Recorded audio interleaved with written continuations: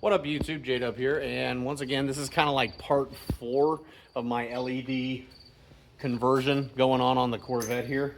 So what we're doing is we're replacing the rear marker lights. Now, we're gonna do this side, then I'll show you a before and after. But basically, that's just a regular little bulb, and I have opted to replace them with the Vette lights laser bulb. I think that's going to be much nicer, much brighter, much nicer looking. So let's get into it. Okay, guys, first things first. So we're going to do this side last because this is going to be, I think, a lot easier than this side. So obviously you have your 2 Phillips head screws, and then you take the tail light out, put the tail light to the side so you don't mess it up, and then what nobody seems to tell you in these videos is that there is the antenna in the way. Can't really get to the marker light from here. So what we're going to do is we're going to move this antenna assembly out of the way. That's 2 10mm nuts for the motor. Now, I'm not sure. We're going to have to... Probably going to have to take that off. All right, so we're going to take this off. I believe this is a 10mm. All right, kind of learning how to do this as we go, but pretty sure... You got a little retaining nut on there. We're just using an adjustable to get it off. But I know there are guys that go up from underneath, but unless you want to actually pull the rear wheel off, pull the liner, or if you have an aftermarket exhaust that's not taking up all the time, I don't see how else you can get to this without moving the antenna motor out of the way. Okay, so you move that nut and then you can kind of jiggle this around very carefully and get it out of the way. But this, you can now see access to the nuts. All right, guys, so that's what we're doing. I would have filmed this, but literally you wouldn't have seen anything. You're literally just all palming it. Now, one thing we did do to make things a little easier, 7/16, I think an 11 would work as well. But we used a gear wrench, and that seemed to help a little bit. But it's a slow process, so you might be able to get a 1/2-inch ratchet in there. But by the time I found the socket I needed, he was already had it out. So basically what this does is, you can see it just kind of cuts its own threads. And yeah, that's it right there. Okay, guys, so this is just mocked up right now to show you what we're talking about. Now, this is with the animation on. This is what happens when you turn them on, and I'm pretty sure if you lock the car.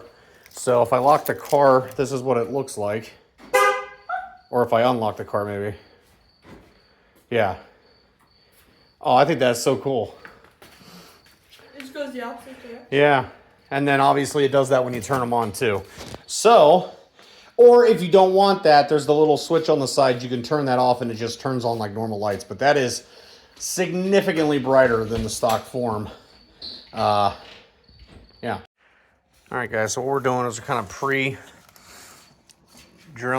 the nuts here. Because these are not normal nuts, guys. They're like tin nuts.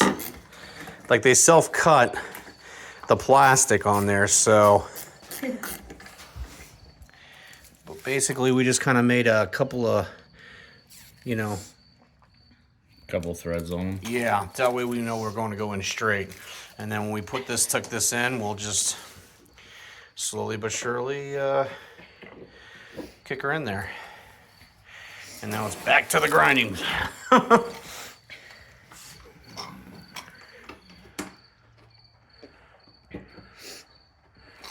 I'm going to say you're going to want to get both nuts on there, started at least.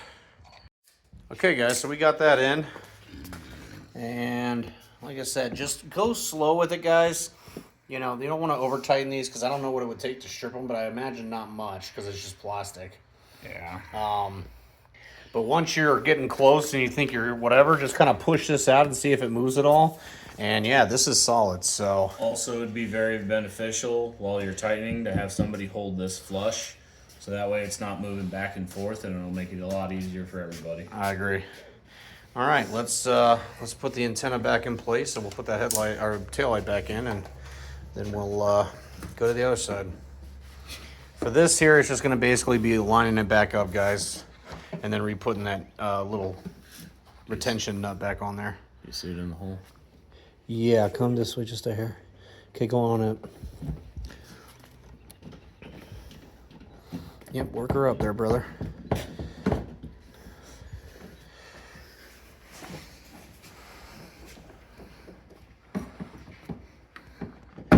There it goes. Pops in, and then in theory we should just be able to pop this back on and twist it back on, right? I don't know where that adjustment's at. Huh? I don't know where that adjustment's at. You had it. This? No, the adjustable. The adjustable wrench. Oh, right here. Is that going on?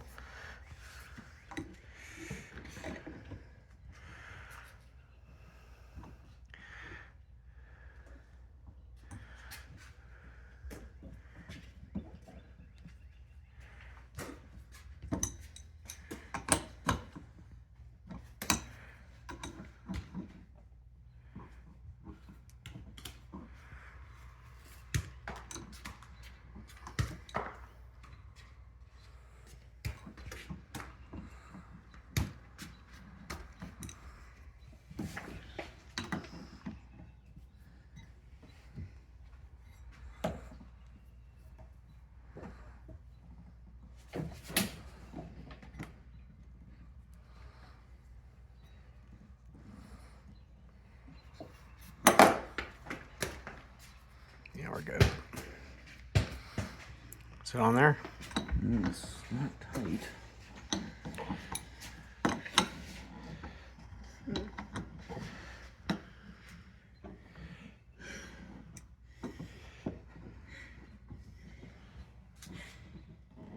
All right, this didn't really seem like it tightened up fully, but I don't know if it's supposed to actually. So we're just gonna put the retaining nuts for the bracket in, and then turn the radio on real quick to make sure that the antenna goes up and down like it's supposed to. All right, guys, so that's in. That's in. We just tried the stereo, and it seems to work. I just didn't do it because I didn't want a copyright infringement problem. But yeah, that seemed like that was probably the easiest way, in my opinion, than jacking this thing up, taking the wheel off, taking the wheel liners out, just moving this to the side. It worked? Yeah, it would seem to.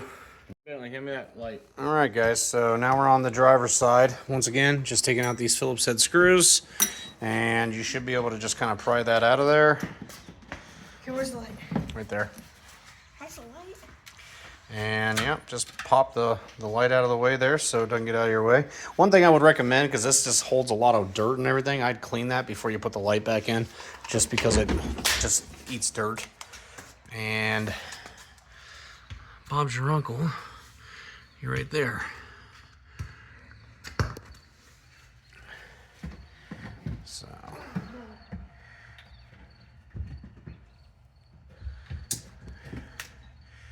And back to the gear wrench, right? Yeah. All right. Like I said, guys, it kind of sucks because there's not a lot of good room to get in there. It's barely just enough to be able to use your arm. As you can see, you're using up a lot of it. All right, guys, so I told you on this side, this is just the bulb. This is the before. And then obviously I'll show you the after. Okay, we just tested it. It works good. We got the animation on correctly. So now, once again, just like the other side, Colton's just kind of pre-drilling a couple of threads. That way we got something to latch onto. And basically it's just the reverse. Now make sure when you put this on, you firmly seat that in there, test it, and then make sure you put that latch in there. And then this is obviously your animation button. But if you don't know, you can obviously reach that through the rear tail light. So if you want to change it at some point, you can. I would think that'd be accurate to say, right? Yeah. And now you're just back to slowly but surely grinding them screws back on. Okay, so this is the after.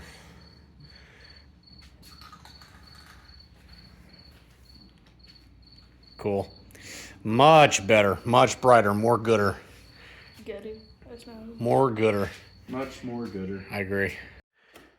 And once again, guys, you're just buttoning this all up. This works out pretty good. pretty good, much better than the stock. So obviously I still need to do the tail lights. Those are substantially more money, so they're gonna be a minute, but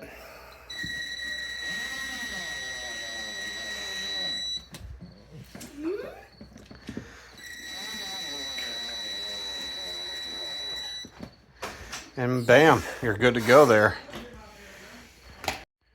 All right, guys, I think we're going to call that done. That is the rear marker lights. Like I said, definitely more of a hassle than some other stuff, but at the same time, once you get it in there and you're good, it looks fantastic. Highly recommend.